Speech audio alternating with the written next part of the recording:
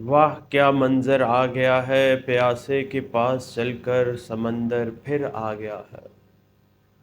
دوستو، زندگی میں کچھ ایسے لمحے آتے ہیں جب امیدیں دم توڑتی نظر آتی ہیں، جب خواب دھندلے ہو جاتے ہیں اور ہم سوچتے ہیں شاید ہمارا وقت کبھی نہیں آئے گا، مگر یاد رکھیں وہی وقت ہوتا ہے جب قدرت ہماری آزمائش کا اختتام کرنے اور ہمیں انعام دینے کی تیاری کر رہی ہوتی ہے۔ یہ مصرع، واہ کیا منظر آ گیا ہے، پیاسے کے پاس چل کر سمندر آ گیا ہے، ہمیں ایک عظیم حقیقت یاد دلاتا ہے۔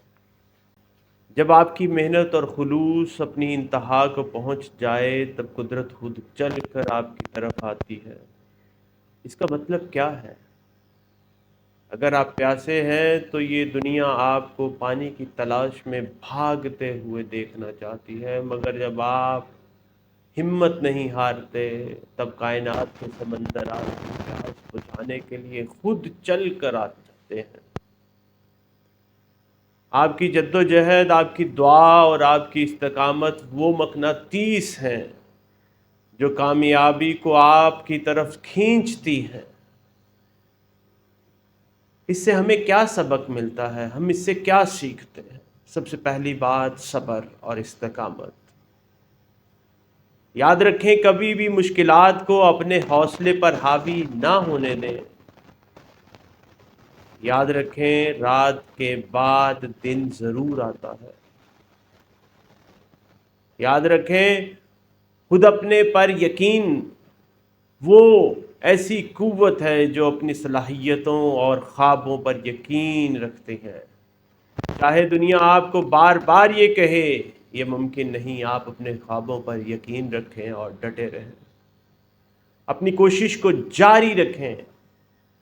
قدرت ان لوگوں کی مدد کرتی ہے جو اپنی مدد خود کرتے ہیں۔ آپ کے عمل، آپ کی جدوجہد اور آپ کا ایمان وہ راستہ بتاتے ہیں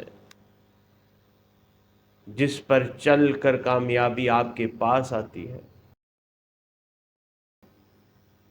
دوستو، زندگی میں جب ایسا لگے کہ سب ختم ہو گیا ہے تو یہ لمحہ دراصل ایک نیا آغاز ہوتا ہے۔ اپنی جدوجہد جاری رکھیں، اپنی امید کو زندہ رکھیں اور دیکھیں کہ کیسے قدرت آپ کے حق میں فیصلہ کرتی ہے۔